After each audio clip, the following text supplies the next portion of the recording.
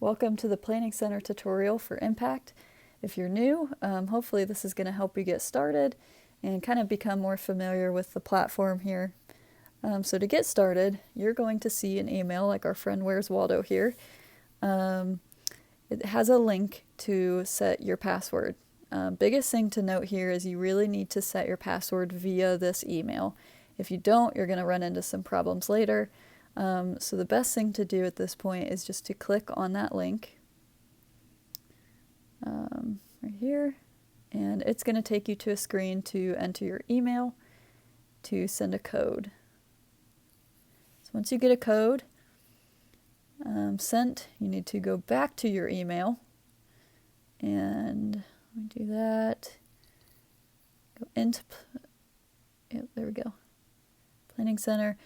We're going to copy the code and take it back to the screen, paste it, and continue. So super easy. From this step, you need to enter a password, super secure. This is all fake, so even though you know my password, you won't be able to hack me. Okay, so Where's Waldo's got set up now. Here is the first page that you're going to see as soon as you get on. Obviously, Where's Waldo hasn't been scheduled for anything yet, so it's going to be pretty empty to start off with. But up at the right-hand corner here, you'll see the little drop-down box. If you click that, it's going to take you to a whole different section where you can kind of edit your profile. You can do a different profile picture and everything like that. But there in the middle, you'll see the Preferences tab, and that's where you're going to kind of put where or how often you want to be scheduled.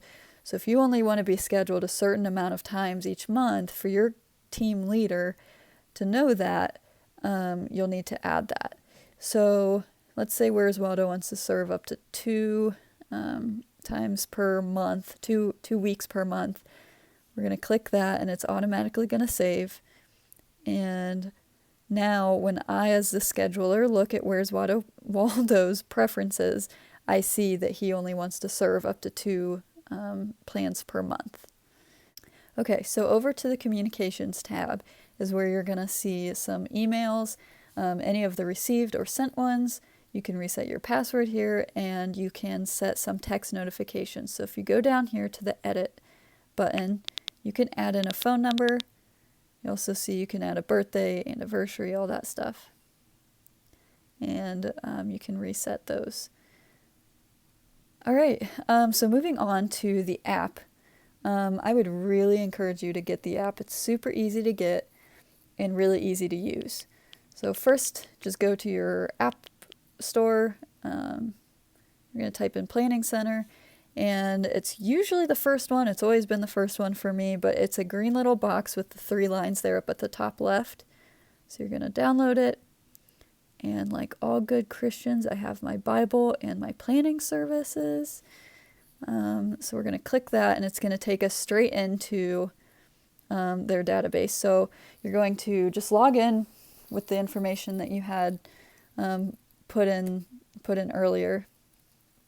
So we're going to do that. Now, this is something really important, is it's going to ask you for notifications. I know a lot of you really don't like getting notifications. I don't even like getting them. But for Planning Center, I would encourage you to do this because it's a good way to know when you're scheduled or if anything changes. So I would encourage you to allow those. And then it's going to take you just to a first introductory screen. And now here is our main hub. You can see at the top left, you've got your blockout sections, email leader. At the top right, you have your little icon. I'll go over some of the other stuff here in a minute. But if you click on your icon, you can see basically the same information that I had showed you earlier on the website. But you'll notice there's a little box down below his name that says Teams 2. So click on that. And it's going to take us to a section that shows which teams Waldo is a part of. So right now he's a part of the band. He plays the bass there at the little section under, and he's part of the tech team, and he does sound. Okay, so back to the original page, go to the Edit tab, and you can see more of that kind of extra information that you can add, your birthday, anniversary, etc.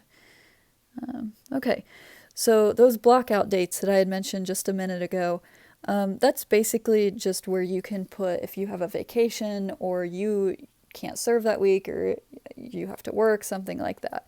So it's super easy. You just click on that little blockout section there where it says add blockout.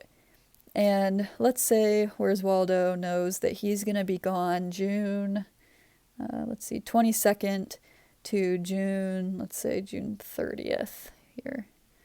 Okay, so we don't want it to repeat because it's just once. And let's say he's going on a family vacation. So he can add that, and then me as the leader, I will see that he's not available to be scheduled from June 22nd to June 30th because he's got family vacation. So it's super helpful to know that too.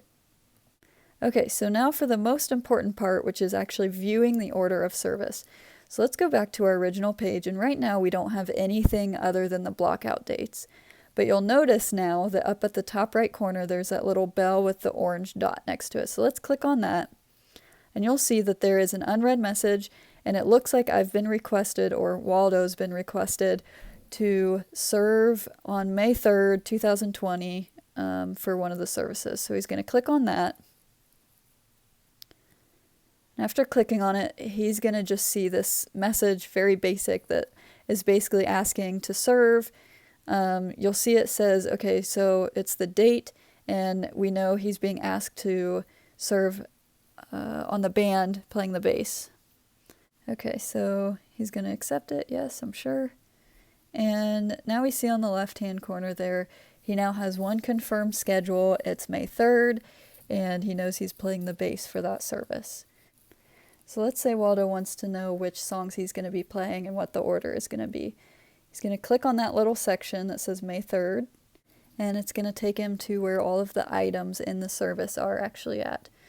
So on the left, you see the order of service, the different teams that are involved with the service, the times, any notes. So these are all things that I can go over later, but the biggest thing to notice is just the actual order and the times that are listed next to each item.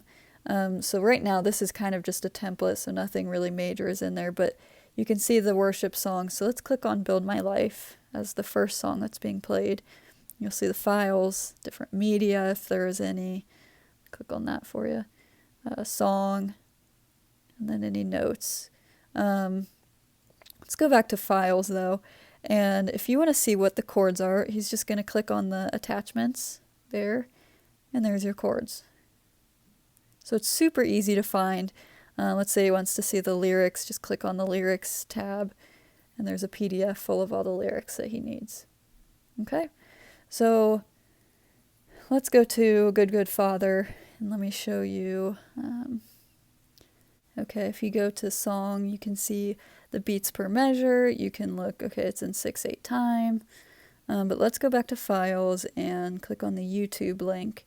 And it actually takes you directly to YouTube if there's any songs that are linked. You can see exactly what version of the song we're going to do. Okay, so now let's go to teams. And this actually shows you exactly who else is playing with you on the team or who else is a part of the team. Right now it's only Megan and Waldo. And then the files down at the bottom left just shows you all of the files as one. All right, so lastly, I want to show you the online view.